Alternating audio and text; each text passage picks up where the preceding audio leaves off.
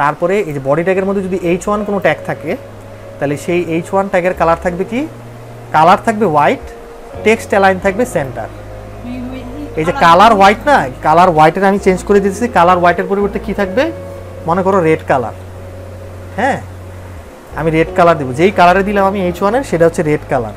আর এই টেক্সট অ্যালাইনটা কি থাকবে, টেক্সট অ্যালাইনটা কি থাকবে, টেক্সট অ্যালাইন হচ্ছে সেন্টার, মানে আমার টেক্সটটা মাঝখানে থাকে, ওই কর্নারে থাকে, অথবা এই লেফট সাইডে থাকতে পারে, অথবা টেক্সট অ্যালাইনটা কি হইতে পারে, লেফট থাকতে পারে, রাইট থাকতে পারে, এই যে লেফট হইতে পারে, রাইট হইতে পারে, আর এত কিছু হইতে পারে, এই যে এন্ড, ইনহেরিট, জাস্টিফাই, ইনিশিয়াল। ঠিক আছে, তো আমি কি দেব, সেন্টার।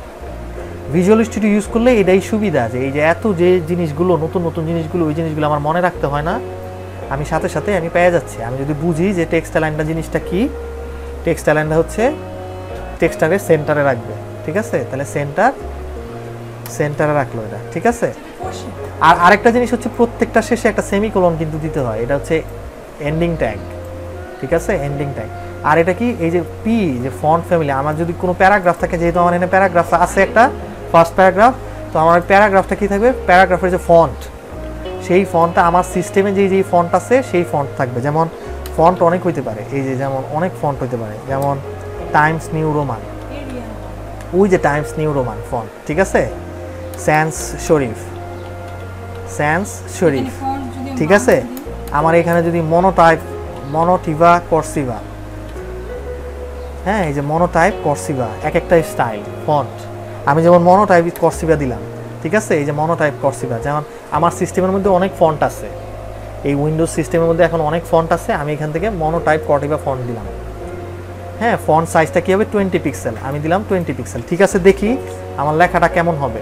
এইটা হচ্ছে কি, এই যে আমি আমার সমস্ত স্টাইল, আমি 3টা স্টাইল ইউজ করতেছি, প্যারাগ্রাফের জন্য একটা স্টাইল, H1 ট্যাগের জন্য একটা স্টাইল, এবং বডির জন্য একটা স্টাইল। আমি চাই যে বডির ব্যাকগ্রাউন্ড কালারটা হচ্ছে লাইট ব্লু হোক। আমি চাই যে H1 যে ট্যাগ আছে, এই H1 ট্যাগটা এবং প্যারাগ্রাফ ট্যাগের কি স্টাইল হবে, একটা স্পেশাল ফন্ট ইউজ করবে। স্পেশাল ফন্ট ইউজ করলে ফন্ট ফ্যামিলি লিখতে হয়। ঠিক আছে, এই জিনিসগুলি বুঝতে হবে। যেমন ফন্ট সাইজ কত হবে, ফন্ট সাইজ 20 পিক্সেল, এটা যদি আমি বাড়াই দিই তাহলে পিক্সেল আরও বাড়াবে। ঠিক আছে, যেমন আমার ফন্টটা ছিল ভার্ডানা থেকে আমি চেঞ্জ করে আমি আরেকটা ফন্ট নিছি মনোটাইপ কর্সিভা। ভিজুয়াল স্টুডিও ইউজ করলে সে অটোমেটিক এগুলি ডিসপ্লে করে দেখায়, সহজেই ইউজ করা যায়। কিন্তু অন্য কিছু নোটপ্যাড প্লাস প্লাস অথবা নোটপ্যাড ইউজ করলে এই জিনিসগুলি মুখস্থ বসাইতে হবে, কিভাবে বসাইতে হবে সেইটা পুরাটা মনে রাখতে হবে, যে এখানে একটা কমা থাকে, এখানে একটা কমা থাকে, এইভাবে একটু হুবহু টু বি এক্সাক্ট এইভাবে যদি না বসাও তাহলে এই স্টাইলগুলো ওইভাবে রিফ্লেক্ট হবে না। স্টাইলের কোড সব সময় মনে রাখতে হয়, যেমন এই সেমিকোলন দিতে হয়, সব কিছু দিতে হয়। আচ্ছা, এখন প্রশ্ন করো। এখন হ্যাঁ, মেইন এক্সটার্নাল স্টাইল শিট সবসময় হেড ট্যাগের মধ্যে রাখতে হয়। আর এই স্টাইল যদি আমি এই স্টাইল শিট ইউজ না করতাম তাহলে এই স্টাইলটা আমি এখানেও ইউজ করতে পারি, বডির মধ্যে ইউজ করতে পারি।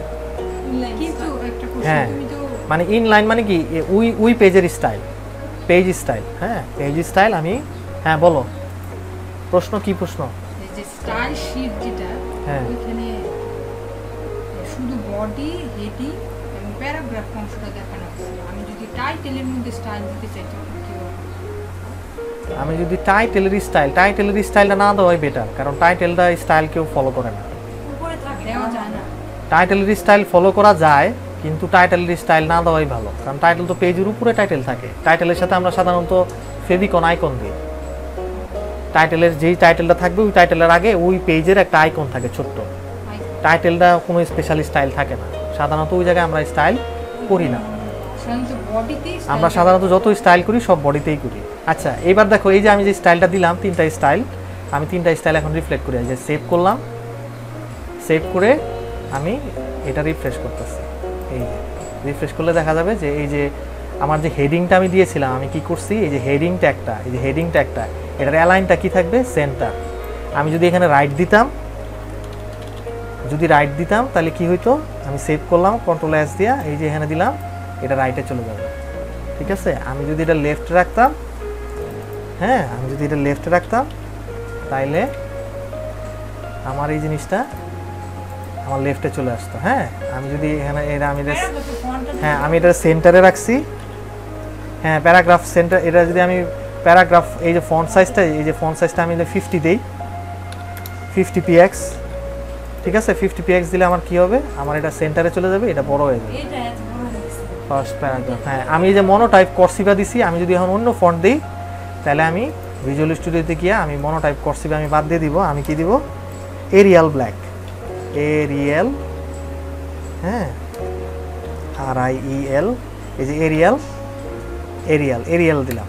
হ্যাঁ, এরিয়াল দিলে কি হবে, এরিয়াল নামে একটা ফন্ট আছে, যেই ফন্টটা এই যে আমি এখানে দিলাম, এই যে এরিয়াল হয়ে গেছে ফন্ট। আমি ফন্ট চেঞ্জ করব, আমার বিভিন্ন ফন্ট ইউজ করব। যেমন আমি এই যে ফন্টটা আমি এরিয়াল ছিল, আমি এটার একটা কি দিব, আমি এটা টাইমস নিউ রোমান দিব, টাইমস নিউ রোমান আমি ফন্ট ইউজ করব।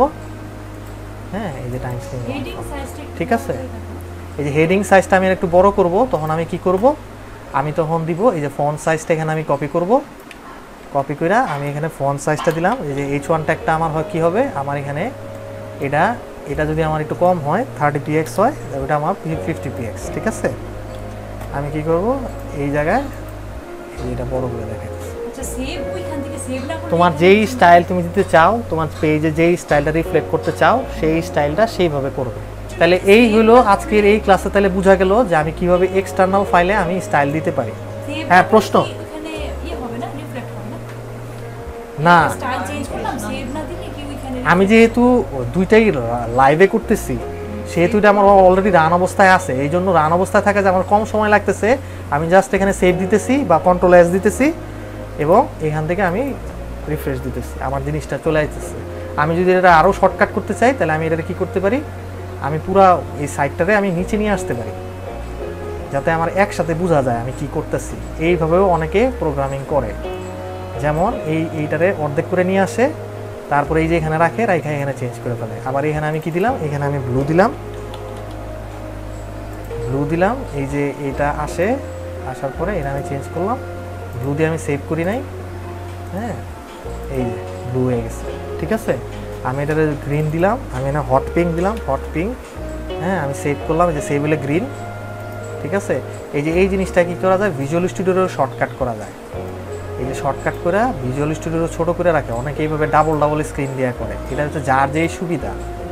হ্যাঁ, আমার যদি মনে হয় যে আমি এখানে কোড করতেছি, আমার যা আছে আমার এখানে রিফ্লেক্ট করে আমি বুঝতে পারতেছি, এই যে এখানে সেভ করলাম, এখানে আমি করলাম, এই যে এটা চেঞ্জ হয়ে গেছে, তাহলে আমি একসাথে আমি বুঝতে পারতেছি। এখানে আমি হট পিঙ্ক রাখছি, আমার এখানে ছিল।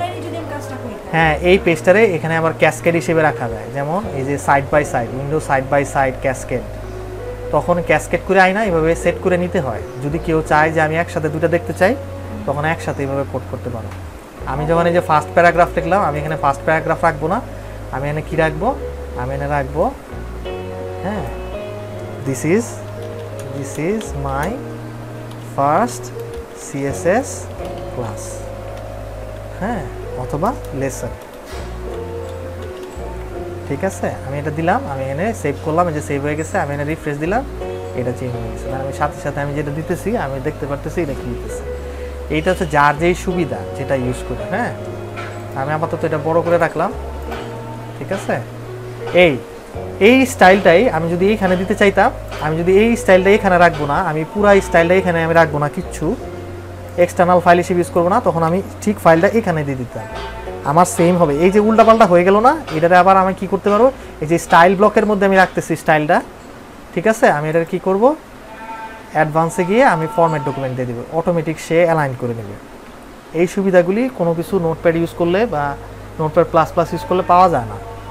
এই যে আমি এখন স্টাইল শিটে আমি কিছুই রাখি নাই, হ্যাঁ, আমি এই স্টাইল শিটে কিছুই রাখি নাই, এই স্টাইল শিট পুরো বাদ দিয়ে দিলাম, হ্যাঁ, আমার অ্যাক্টিভিটিও কিছু নাই, আমি ইনলাইন স্টাইল হিসেবে ইউজ করলাম। আমি এটা সেভ করলাম, সেভ করে আমি এটা রান করলাম, আমার ঠিকই রান করছে, ঠিক আছে।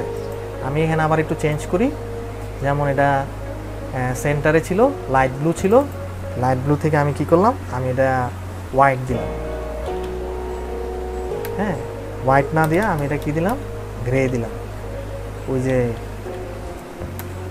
গ্রিনি ইয়েলো দিলাম, ঠিক আছে। একটু চেঞ্জ করলাম, চেঞ্জ করে আমি এটা, এই যে আমার চেঞ্জ হয়ে গেছে। ইনলাইনে কীভাবে ইউজ করা যায়, এক্সটার্নাল কীভাবে ইউজ করা, তাহলে গুড টেকনিকটা কি, বেস্ট প্র্যাকটিস হচ্ছে আমি স্টাইলটা এইভাবে দিব না, পেজের সাথে প্রত্যেকটা পেজের সাথে আলাদা আলাদা স্টাইল করতে হয় না, যেহেতু এটা আমার broad, in general body H1 tag paragraph tag, সেহেতু আমি সবসময় এটা আমি এক্সটার্নাল ফাইলে রাখবো। ঠিক আছে, এইটা হইতেছে গুড প্র্যাকটিস। কোনটা গুড প্র্যাকটিস? আমি পেজে স্টাইল রাখবো না, কিন্তু কাজের প্রয়োজনে মাঝে মাঝে পেজে স্টাইল রাখে অনেকে, যার যার কোডিং স্টাইল অনুযায়ী। ঠিক আছে, কিন্তু বেটার সব ফাইল একসাথে রাখা। হ্যাঁ, প্রশ্ন। নোটপ্যাডে যখন করব, নোটপ্যাডে আমি এটা জিনিসটা কিভাবে করব, আমি নোটপ্যাডের একটা লেসন ভিডিও দেখাবো, ওই ভিডিওতে আমি এটা আলোচনা করব। ঠিক আছে, আজকে তাহলে এই পর্যন্তই। হ্যাঁ, আমরা তাহলে শিখলাম যে কিভাবে আমরা তাহলে আরেকটু দেখে নেই যে এখানে আমরা কি শিখছি। এই যে তাহলে আমরা সিএসএস বলতে কি, CSS stands for cascading style sheet. CSS describes how HTML elements are to be display, কীভাবে ডিসপ্লে করা হয়েছে স্ক্রিনে সেটা আমরা বুঝতে পারছি, or in other media. CSS saves a lot of work, আমার পুরো স্টাইলটাকে সুন্দর করে রিপ্রেজেন্ট করে। ঠিক আছে, it can control the layout of multiple web pages. যেমন আমি একটা হোম পেজ ক্রিয়েট করেছি, আমি যদি এখানে মাল্টিপল ওয়েব পেজ থাকে এবং সবগুলো পেজে যদি ওই একটা মেইন স্টাইল শিট আমি দিয়ে দিই, তাহলে সমস্ত স্টাইল ওই একটা স্টাইল থেকে সবগুলো পেজ অটোমেটিক পাওয়া যাবে, আমার বারে বারে স্টাইল শিট লিখতে হবে না। তার কারণে কি আমি মাল্টিপল ওয়েব পেজের জন্য পুরো ওয়েবসাইটের জন্য আমি 2-3টা স্টাইল শিট ফলো করতে পারি। ঠিক আছে, সেটাই বলতেছে যে মাল্টিপল ওয়েব পেজের জন্য একসাথে একটা ফাইল ফলো করে। যেমন external style sheet are stores in CSS files. এই যে CSS ফাইলসে কীভাবে, এই যে আমি এটাকে অফ করে দিতেছি, এই যে CSS ফাইল এক্সটার্নাল ফাইল, এটাই হচ্ছে এক্সটার্নাল, যে আমার আলাদা একটা CSS ফোল্ডারে আলাদা একটা CSS ফাইল আছে যেটা আমার এক্সটার্নাল ফাইল। ঠিক আছে, আমি যখন এটা আবার রান করতেছি, রান করে এই যে সোর্স কোডে গিয়ে আমি এক্সটার্নাল ফাইলটা যদি আমি রিড করতে যাই যে কে এই স্টাইলটা কী করছে, আমি যদি কোনো ওয়েবসাইটের স্টাইল শিট লক্ষ্য করতে যাই, তাহলে আমি কি দেখব, এই যে স্টাইল। ঠিক আছে, আসছে না? এই যে এটার এখন সোর্স কোড যদি আমি দেখতে চাই, যে আমি যদি জানতে চাই যে এই যে একটা পেজটা, এই পেজটার আমার স্টাইল শিট কী আছে, আমি যদি জানতে চাই, তাহলে আমি যে ভিউ সোর্সে যাব, এই যে সোর্স, এখানে ক্লিক করার সাথে সাথেই আমার পুরো স্টাইলটা দেখায় যায়। তার মানে যে কেউ বুঝতে পারে যে আমি কি স্টাইল ইউজ করছি, ফলো করা যায়। প্রতি ক্ষেত্রে না দিয়ে আলাদাভাবে ঠিক আছে, অন্যের স্টাইলটা কি কপি করা যায়? কপি করা যায়, কিন্তু কপি করা গেলেও ওই জিনিসগুলি বুঝতে হবে যে ঠিক কোথায় কোথায় কী স্টাইল সে ইউজ করছে, ওইভাবে ওই জিনিসগুলো ওইভাবে চেঞ্জ করতে হয়। যেমন পুরোপুরি এই যে আমি যে কমেন্টগুলি লিখছি, যে কমেন্ট দিয়ে আমার বোঝার জন্য ওই জিনিসগুলি দেখা যায়। মাঝে মাঝে এটাকে বলা হয় ডকুমেন্টিং, মানে আমি কোথায় কাজ করতেছি, কতটুকু কাজ করছি, কোন কাজটা কোথায় শেষ হয়েছে, কোনখানে স্টার্টিং পয়েন্ট, কোন জায়গায় এন্ডিং পয়েন্ট, আমি সেই জিনিসগুলি এখানে ডেসক্রাইব করবো। এইভাবে সোর্স কোড দেখা যায়। আশা করি ইনশাল্লাহ আগামী CSS লেসনে আরও শেখানো হবে। আরেকটা জিনিস আমার এখানে দেখানো উচিত, যে এখানে আমি সব শেষ করছি কিনা। Why use CSS?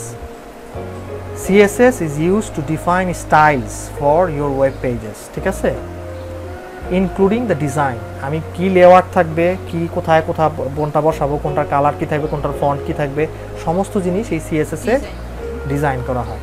Layout design করা হয়, ভেরিয়েশনস ইন ডিসপ্লে, কোনটা কোথায় ডিসপ্লে করবে, কিভাবে ডিসপ্লে করবে, ডিফারেন্ট ডিভাইসেস, কোন ডিভাইসে কোনটা ডিসপ্লে করবে, ডিভাইসটা যদি ছোট হয়, স্ক্রিনটা যদি ছোট থাকে তাহলে কি ডিসপ্লে করবে। যেমন আমরা যখন বুটস্ট্র্যাপ করব তখন এই জিনিসগুলি ডিটেইলস আমরা আলোচনা করব।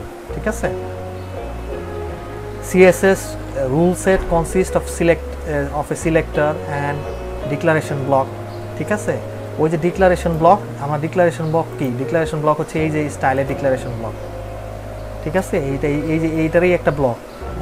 The declaration block contains one or more declarations separated by semicolons. হ্যাঁ, এই যে ডিক্লারেশনস আমরা দেখছি না, যে আমরা এই যে সেমিকোলন দিয়ে সেপারেট করা থাকে, এই ডিক্লারেশনগুলি সেপারেট করা থাকে সেমিকোলন দিয়ে। ঠিক আছে, আচ্ছা, each declaration includes the CSS property name and a value. প্রত্যেকটারে নেমড একটা থাকে, একটা ভ্যালু থাকে। যেমন এটার একটা নেম, এটার একটা ভ্যালু, এটার একটা নেম, এটার একটা ভ্যালু, এটার এন্ডিং পার্ট সেমিকোলন দিয়ে। ঠিক আছে, এই হচ্ছে ডিক্লারেশন। ঠিক আছে, CSS ডিক্লারেশন। ঠিক আছে, each declaration includes the CSS property name, যে প্রপার্টি নেম এবং তার ভ্যালু নেম। ঠিক আছে, সেপারেটেড বাই কোলন, সেমিকোলন। ঠিক আছে, মাল্টিপল CSS ডিক্লারেশনস আর separated with semicolons. Multiple declaration যদি থাকে তাহলে ওটা সেমিকোলন দিয়ে সেপারেটেড করা থাকে। ঠিক আছে, এই যে কোলন দিয়ে সেপারেটেড করা থাকে, এই যে কোলন দিয়ে সেপারেটেড করা থাকে, এবং মাল্টিপল সেপারেট করা থাকে সেমিকোলন দিয়ে। ঠিক আছে, যে CSS আমরা তিনভাবে রাখতে পারি, এক্সটার্নাল ফাইল হিসেবে, পেজের স্টাইল হিসেবে, অথবা অ্যাট্রিবিউট। আশা করি সবাই বুঝতে পেরেছো। হ্যাঁ।